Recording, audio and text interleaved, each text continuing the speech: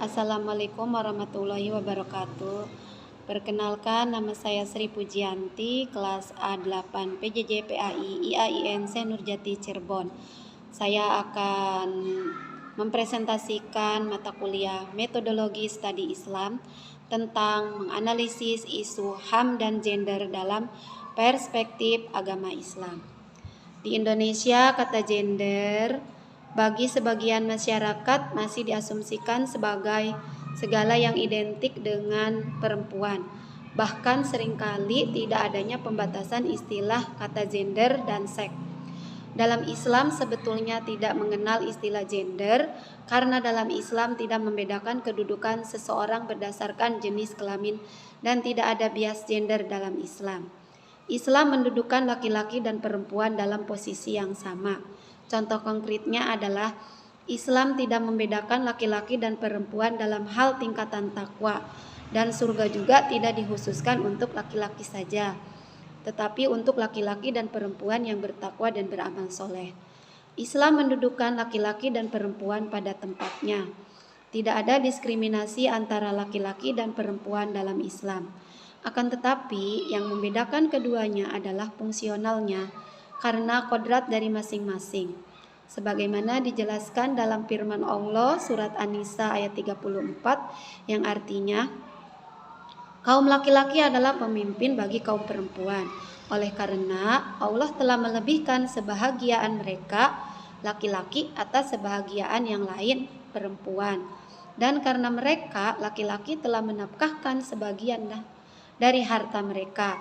Sebab itu, maka perempuan yang soleha ialah yang taat kepada Allah lagi memelihara diri ketika suaminya tidak ada. Wanita-wanita yang kamu khawatirkan nusuknya, maka nasihatilah mereka dan pisahkan mereka dari tempat tidur mereka dan pukullah mereka. Kemudian, jika mereka mentaatimu, maka janganlah kamu mencari-cari jalan untuk menyusahkannya. Sesungguhnya Allah Maha Tinggi lagi Maha Besar. Di dalam ayat-ayat Al-Quran maupun sunnah Nabi yang merupakan sumber utama ajaran Islam, terkandung nilai-nilai universal yang menjadi petunjuk bagi kehidupan manusia dulu, kini, dan akan datang. Dalam Al-Quran surah Al-Isra ayat 70 yang artinya bahwa Allah Subhanahu wa Ta'ala telah menciptakan manusia, yaitu laki-laki dan perempuan dalam bentuk yang terbaik dengan kedudukan yang paling terhormat. Manusia juga diciptakan mulia dengan memiliki akal, perasaan, dan menerima petunjuk. Oleh karena itu, Al-Quran tidak mengenal pembedaan antara laki-laki dan perempuan. Karena di hadapan Allah Subhanahu wa Ta'ala, laki-laki dan perempuan mempunyai derajat dan kedudukan yang sama, dan yang membedakan antara laki-laki dan perempuan hanyalah dari segi biologisnya. Sama halnya dengan hukum Islam yang selalu menginginkan adanya keadilan dan kesetaraan bagi laki-laki dan perempuan, HAM juga berusaha melindungi hak-hak dan kewajiban kaum perempuan, yang mana perempuan rentan dijadikan suatu bentuk diskriminasi, bahkan kekerasan seksual rata-rata kaum perempuan alami. Dalam DUHAM atau Deklarasi Universal Hak Asasi Manusia, hak asasi perempuan terdapat prinsip tidak dibenarkan perilaku diskriminasi, baik itu berdasarkan keturunan, ras, agama, dan sebagainya. Di Indonesia sudah dilakukan berbagai upaya dalam mewujudkan keadilan dan kesetaraan gender. Salah satunya adalah dirancangnya Undang-Undang tentang Kesetaraan Gender. Undang-undang tersebut harapannya mampu meminimalisir tindakan diskriminasi terhadap kaum perempuan.